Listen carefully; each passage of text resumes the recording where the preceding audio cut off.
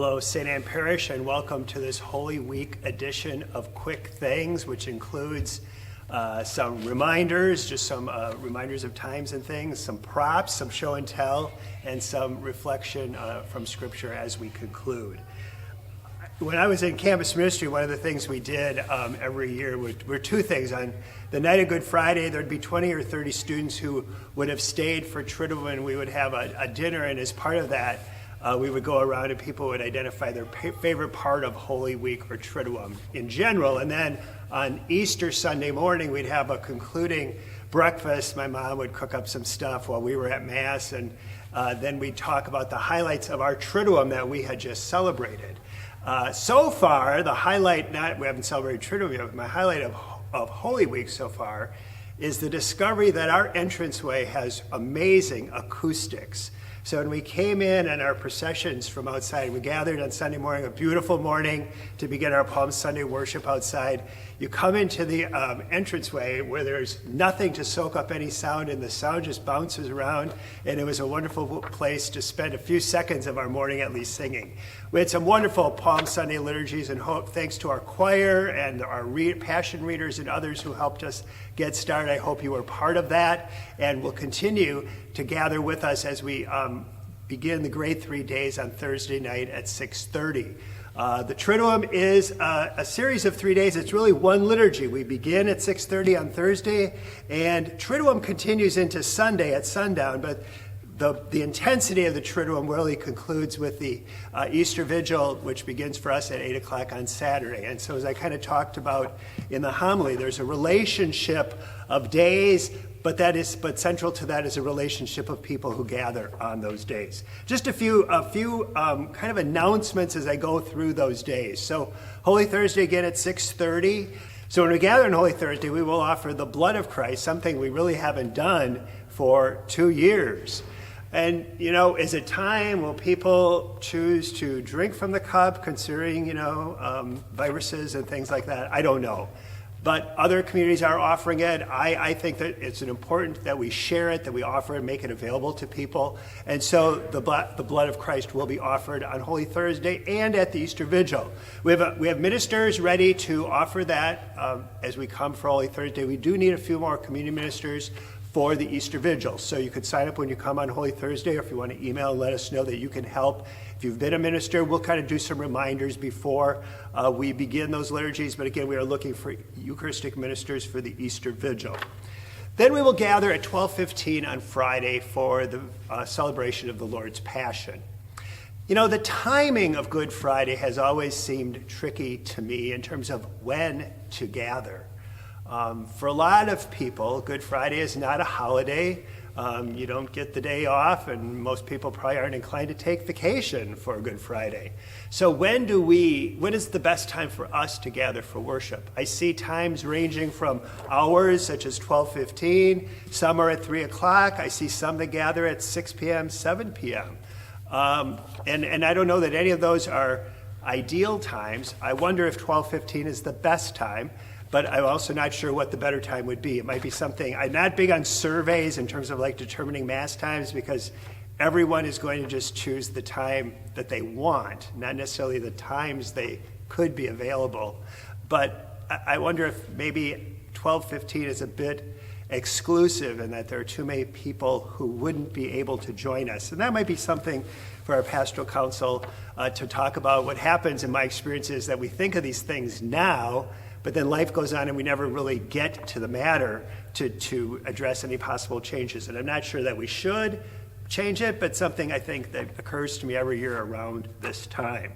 So that's 12:15 on Friday. There will also be Stations of the Cross outside, only outside. If it's bad weather or whatever, we'll probably just have to either cancel it or be in the gathering space. Church will not be available, or McKillop Hall will not be available for stations on Friday.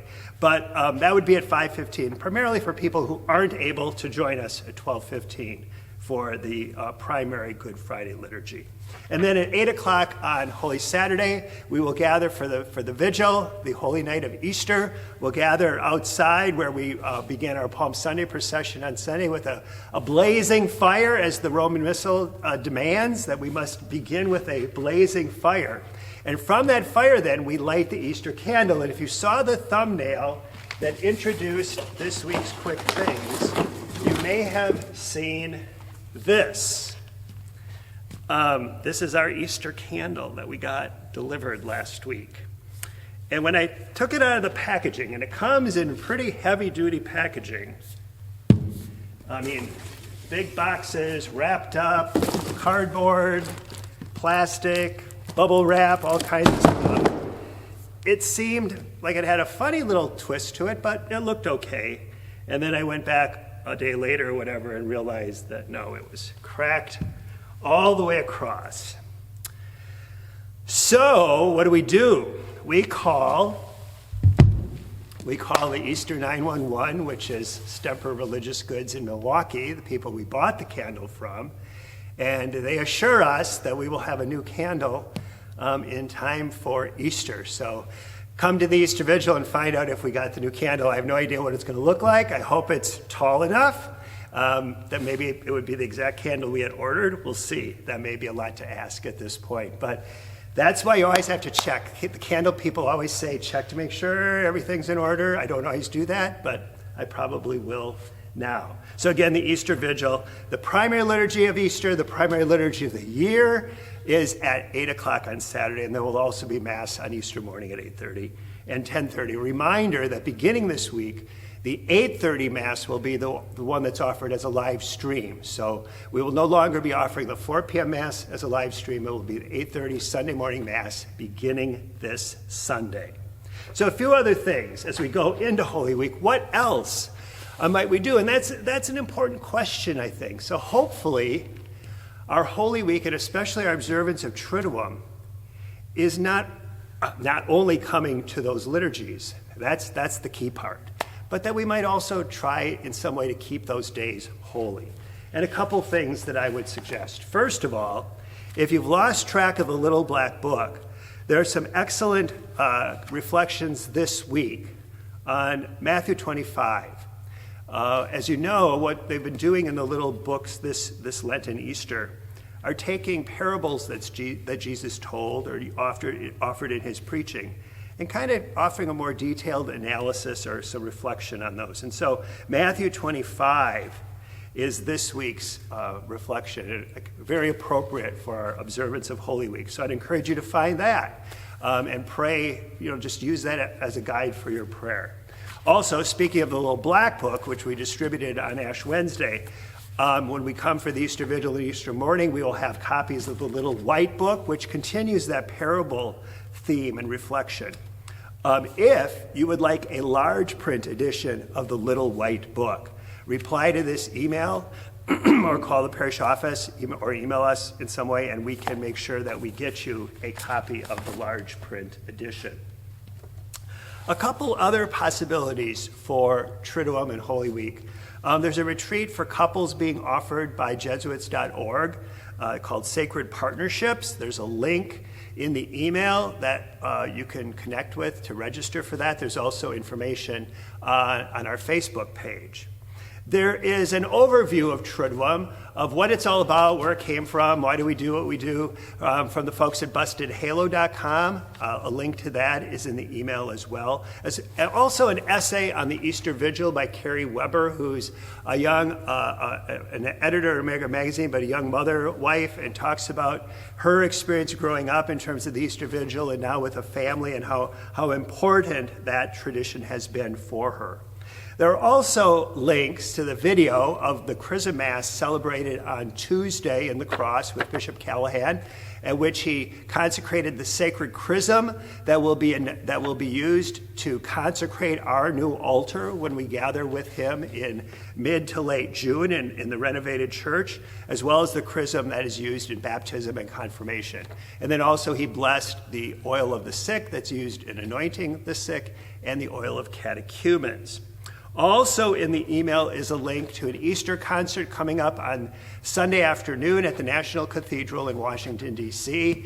So if you're looking for something just to kind of watch or enjoy, listen to on Easter afternoon, maybe while you're reading the paper or whatever, that concert might be something to check out. They have a great music program at the National Cathedral, and of course that can be watched anytime as well. So those are a few ideas. There may be some other links in the email to check out.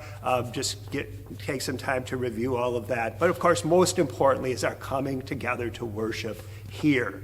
Again, at 6:30 on Thursday, 12:15 Friday, 8 p.m. at the Easter Vigil, and then the 2 Easter morning masses. One other bit of news before we get to the Holy Week reflection, and that comes from John Schmidt, our co-director of Disciple Formation.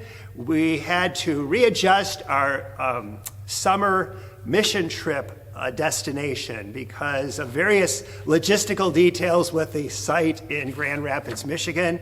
We will be going to Princeton, Illinois. Do we know where that is, John? South Central.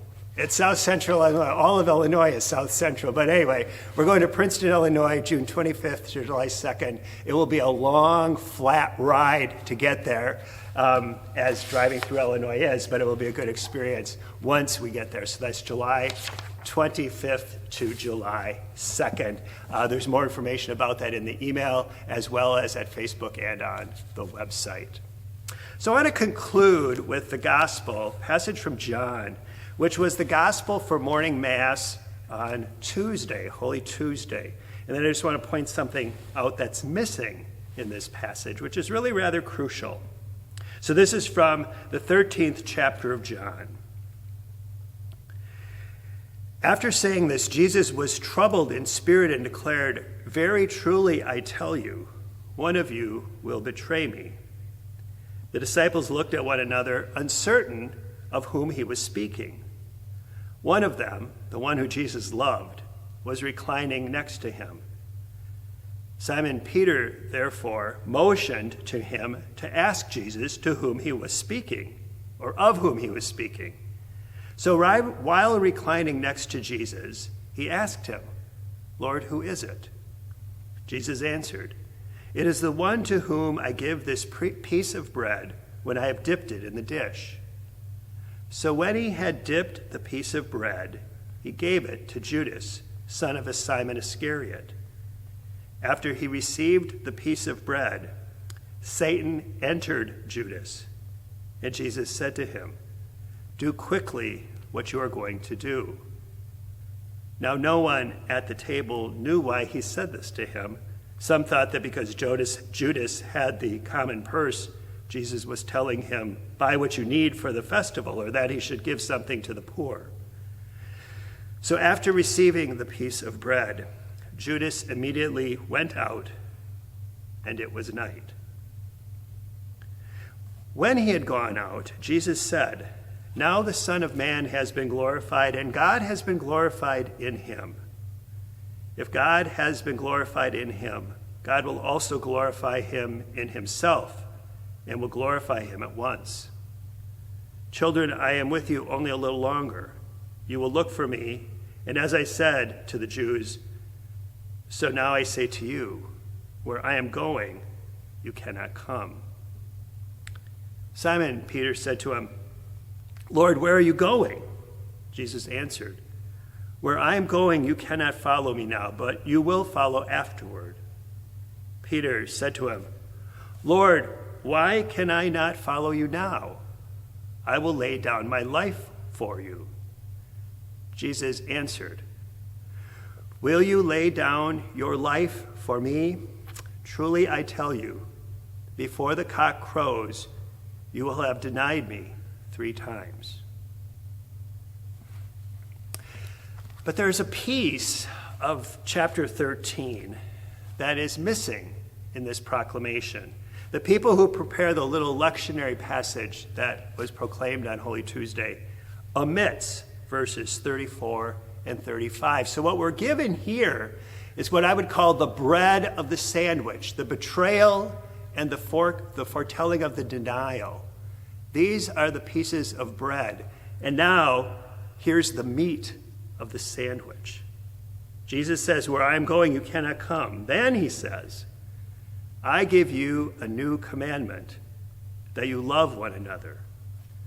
Just as I have loved you, you also should love one another. By this, everyone will know that you are my disciples, if you have love for one another. And there we see the meat of the sandwich. There we see the fundamental teaching of Jesus. When we love, we profess our faith. When we love, we show who we give our loyalty to. When we love, we show others that we are his disciples. That desire to be faithful to that command, to love one another, to show that we are disciples is really at the heart of, well, hopefully who we are as Christians, but at the heart of our worship in these upcoming days. And so I think guided by that encouragement and our desire to fulfill that command, we anticipate those days and hopefully will dedicate ourselves to them. I look forward to worshiping with you in the days ahead. Have a good rest of the week, and I hope to see you soon.